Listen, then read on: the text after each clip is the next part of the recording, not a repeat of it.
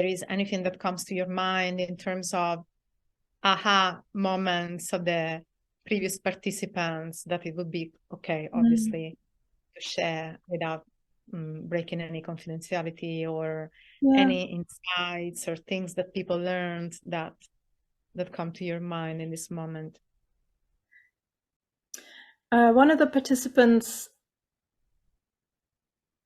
had this longing for more aliveness, this longing for more energy in her day to day. And at one point, I invited people to get up early and go out before sunrise. Just once, just to experience it. And I already expected that some people would go like, oh, it's hard to get up early when you don't have to, and to go outside, depending on the season, can also be challenging. And this participant, I could see, was also, she shared with me afterwards that she was a bit like, oh, I'm not sure I can manage this. But she did. And it had such a powerful impact on her to see the sunrise, to make that connection with the light, to know that she had done this, that she had the capacity to do this, to step out because it was important, because it mattered, to make the connection with the light. That after that, I don't know if she's still doing it, but after that, for many weeks, she made a point of getting up and getting out early to greet the sun. And she carried with her that sensation of, there's this light that I can connect to.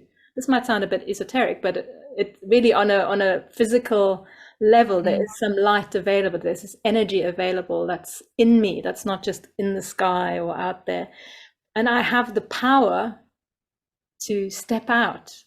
It's not just a metaphor, but so many of us, it's what I talked about with the water earlier, to realize that you're capable of more than you thought you were capable of, can be a powerful experience of growth, and a powerful way to try something new, right?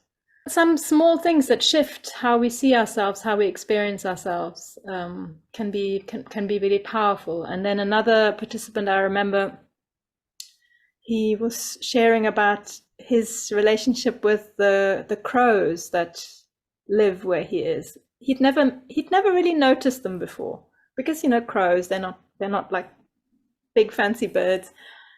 And then as we were going through some of the practices, he developed this relationship with the crows, and since then he hasn't been able to stop seeing them, and it's created a new relational dimension in his life on a day-to-day basis, where he feels they are communicating with him in some way, and he can communicate with them, and there's a kinship there that's grown in a place that he's not living in a in a jungle, or in surrounded by nature. He's living in a town or in a city, and here are these birds that he's developed this relationship with, and that are offering him insight, that are offering him a possibility of relationship in a way that was not there before. It's really making me think about the poignancy of this example and the importance actually of this work that you're offering.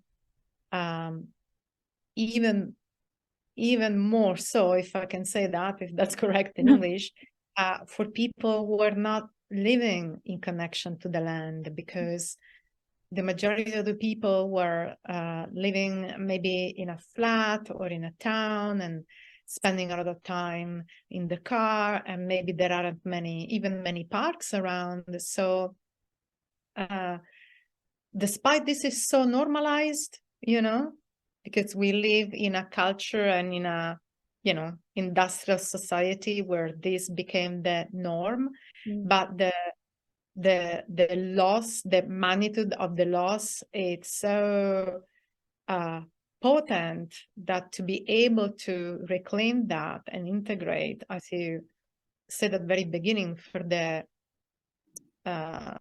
healing of relationship with self, and for healing of the relationship with the animals and the web of life, it's really, really important.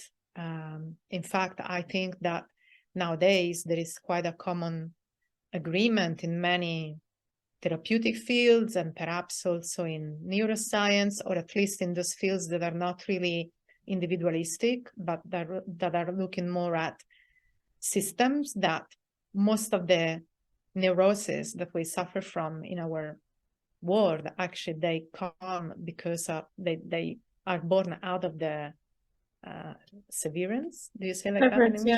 Yeah, the disconnect. That connection, because of that disconnection that in a way or even another one we all suffer from. So because that became the norm, then you spoke so much about practice at the beginning. We need practices also to go back to that and to pay attention, because we are so asleep towards the possibility of relating to our kins that unless we pay attention and we make space and are willing to do so, is going to be challenging for a lot of us.